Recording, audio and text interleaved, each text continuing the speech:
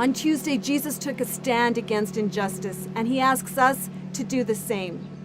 Then he came back here to Bethany for the night. Welcome to day 4, the Wednesday before Easter. Jesus isn't going to Jerusalem today, but Todd is, because there's trouble brewing in the house of the high priest named Caiaphas.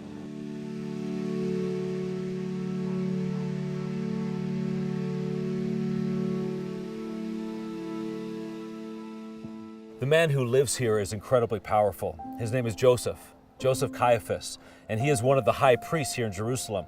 He lives about a 10-minute walk from the temple stairs leading into the temple. He lives about a 5-minute walk from the upper room, and he's a Sadducee. He is in charge of the Sanhedrin. The Sanhedrin, in fact, it meets here and holds its council meetings here. And the Sanhedrin and the Sadducees, they do not believe in the afterlife. They do not believe in the supernatural, in demons or angels, and certainly not resurrection.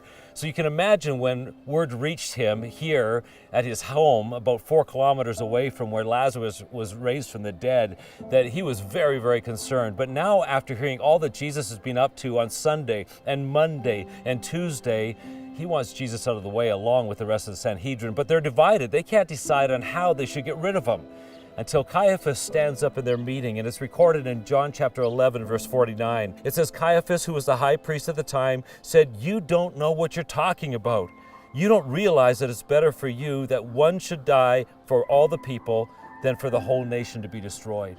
And so from this place at Caiaphas' house, it was determined today that Jesus must die.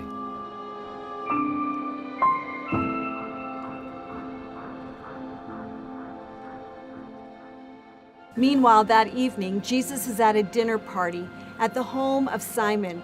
Simon was once excluded because of his leprosy, but now he's included because of his healing. In fact, he's the one hosting this dinner party, and I'm sitting here today in the ruins of Simon's home. While everyone was eating, a woman walks in carrying an alabaster jar of expensive perfume. It was the essence of nard, an upscale essential oil, if you will. And she takes this perfume and she does something that totally shocks and offends the disciples who are sitting with Jesus. She pours it out on Jesus' head. The guys see this and they begin to pummel her and criticize her, saying, "What a waste! What are you doing? That money could have been used for the poor, and now you used it up in a matter of minutes." When Jesus hears them chastising her, he says this in Mark chapter 14, "Leave her alone. Why criticize her for doing such a good thing to me? You will always have the poor among you, and you can help them whenever you want to, but you will not always have me. She has done what she could and has anointed my body for burial ahead of time." And then Jesus gives her this extraordinary accolade.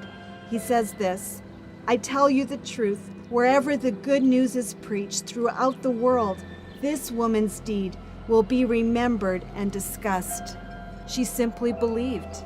She extravagantly and selflessly acted and responded to him and was a part of his mission in preparing for his death and resurrection. There's another who will also be remembered for their actions that Wednesday evening, but they are actions that are completely the opposite of this woman.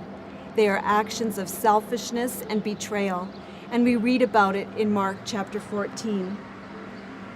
Then Judas Iscariot, one of the 12 disciples, went to the leading priests to arrange to betray Jesus to them. They were delighted when they heard why he had come, and they promised to give him money.